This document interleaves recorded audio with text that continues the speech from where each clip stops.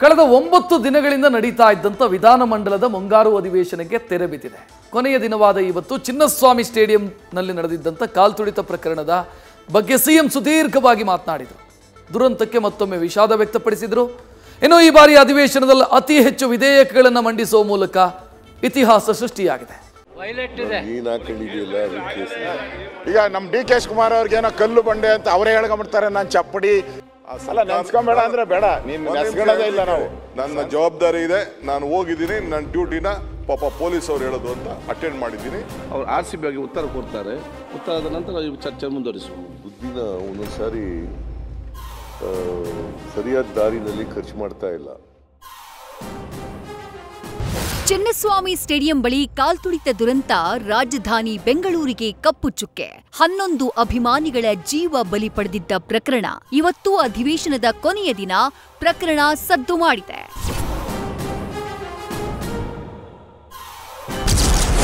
ಅಧಿವೇಶನದ ಕೊನೆಯ ದಿನ ಸಿಎಂ ಸುದೀರ್ಘ ಮಾತು. RCB ಕಾಲ್ತುಳಿತ ದುರಂತಕ್ಕೆ ಸಿಎಂ ಸಿದ್ದರಾಮಯ್ಯ ವಿಷಾದ.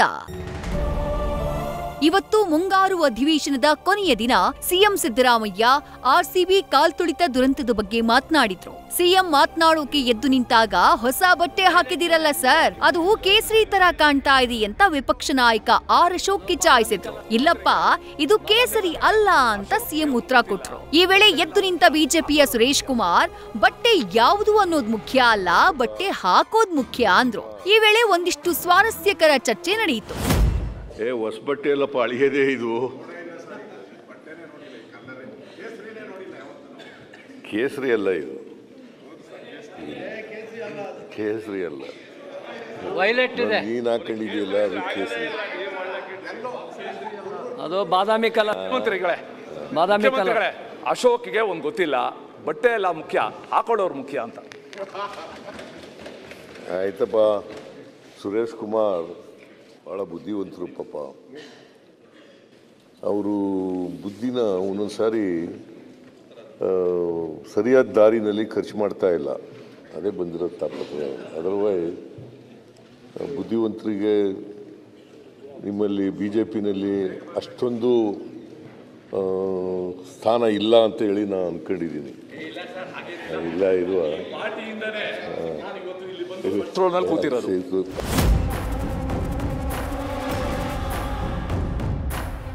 ಬಳಿಕ ಚಿನ್ನಸ್ವಾಮಿ ಸ್ಟೇಡಿಯಂ ಬಳಿ ಕಾಲ್ತುಳಿತ ಪ್ರಕರಣಕ್ಕೆ ಸಿಎಂ ಸಿದ್ದರಾಮಯ್ಯ ವಿಷಾದವನ್ನ ವ್ಯಕ್ತಪಡಿಸಿದ್ರು. ಕಾಲ್ ತುಳಿತದಿಂದ 11 ಜನ ಸತ್ತಿರ್ತಕ್ಕಂಥದ್ದು, ಇಷ್ಟೊಂದು ಜನ ಸತ್ತಿರ್ತಕ್ಕಂಥದ್ದು ಕಾಲ್ ತುಳಿತದಿಂದ ನಾನು ನೋಡೇ ಇರಲಿಲ್ಲ. ಅದಕ್ಕೆ ದುಃಖ ಇದೆ.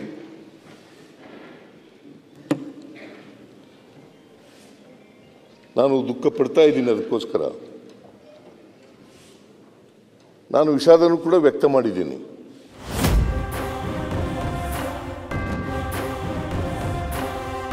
ಕಾಲ್ತುಳಿತ ದುರಂತ ನಡೆದಾಗ ಜನಾರ್ದನ ಹೋಟೆಲ್ನಲ್ಲಿ ದೋಸೆ ತಿಂತಿದ್ರು ಅನ್ನುವ ಆರೋಪಕ್ಕೂ ಕೂಡ ಸಿಎಂ ಸಿದ್ದರಾಮಯ್ಯ ಉತ್ತರ ಕೊಟ್ರು. ದೋಸೆ ತಿನ್ನೋಣ ಅಂತ ಹೇಳದ ಹೋಟೆಲ್ ಕರ್ಕೊಂಡು ಹೋದೆ.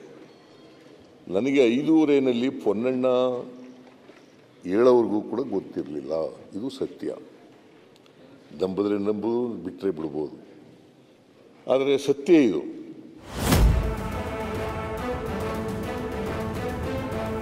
ಮುಂದುವರೆದು ಸಿದ್ದರಾಮಯ್ಯ ಅವರು ಮಾತನಾಡುವಾಗ ಮಧ್ಯಪ್ರವೇಶ ಮಾಡಿದ ವಿಪಕ್ಷ ನಾಯಕ ಆರ್ ಅಶೋಕ್, ಡಿಸಿಎಂ ಡಿಕೆಶಿಗಿಂತ ನೀವೇ ಒಳ್ಳೆಯ ಸ್ನೇಹಿತರು ಅಂತ ಕಾಲೆಳೆದ್ರು. ಸಿಎಂ ಕೂಡ ನೀನು ನನಗೆ ಒಳ್ಳೆಯ ಸ್ನೇಹಿತ ಅಂದ್ರು.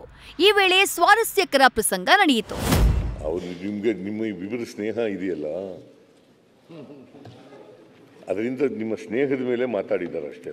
ಅವ್ರಿಗಿಂತ ಜಾಸ್ತಿ ನೀವು ಸ್ನೇಹಿತರು. ಅದು ಸರಿ, ನನಗೆ ಒಳ್ಳೆ ಸ್ನೇಹಿತ ನೀನು ಅದರ ಬಗ್ಗೆ ಎರಡನೇ ಮಾತಿಲ್ಲ. ಆದರೆ ಇಲ್ಲಿ ಅಸೆಂಬ್ಲಿನಲ್ಲಿರುವಾಗ ಒಂಥರ ಇರ್ತೀಯ, ಹೊರಗಡೆ ಇದ್ದಾಗ ಒಂಥರ ಇರ್ತೀಯ. ಅದೇ ಬಂದಿರೋ ತಾಪತ್ರಯ ನನಗೆ. ನೀವು ಒಳಗೊಂದು ಹೊರಗೊಂದು ಸ್ನೇಹ ಇದೆ ಅಂದ್ರಲ್ಲ, ಸ್ವಲ್ಪ ವಿವರಣೆ ಕೊಡಿ ಅಂತ ಕಷ್ಟ. ಒಳಗೊಂದು ಸ್ನೇಹ, ಹೊರಗೊಂದು ಸ್ನೇಹ. ಒಬ್ಬನೇ ಸಿಕ್ಕು ಹೇಳ್ತೀನಿ.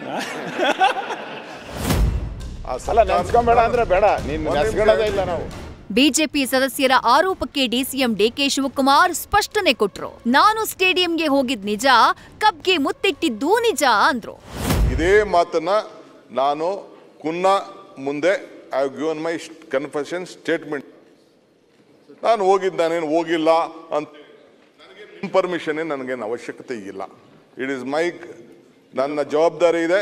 ನಾನು ಹೋಗಿದ್ದೀನಿ, ನನ್ನ ಡ್ಯೂಟಿನ ಪಾಪ ಪೊಲೀಸ್ ಅವ್ರು ಹೇಳಿದ್ರು ಅಂತ ಅಟೆಂಡ್ ಮಾಡಿದ್ದೀನಿ. ಅಲ್ಲಿ ಹೋಗಿದ್ದೀನಿ, ಮುತ್ತು ಕೊಟ್ಟು ನೀವು ಇಶ್ಯೂ ಮಾಡಿದ್ದೀನಿ, ಎಲ್ಲ ಮಾಡಿದ್ದೀನಿ.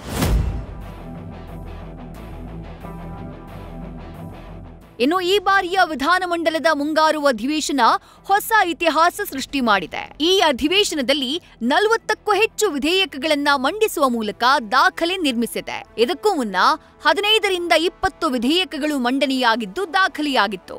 ಒಟ್ಟಾರೆ ಈ ಬಾರಿಯ ಮುಂಗಾರು ಅಧಿವೇಶನ ಮಹತ್ವದ ಚರ್ಚೆಗಳಿಂದ ಕೊನೆಯಾಗಿದ್ದು ಎಲ್ಲರೂ ಮೆಚ್ಚುವಂಥದ್ದು.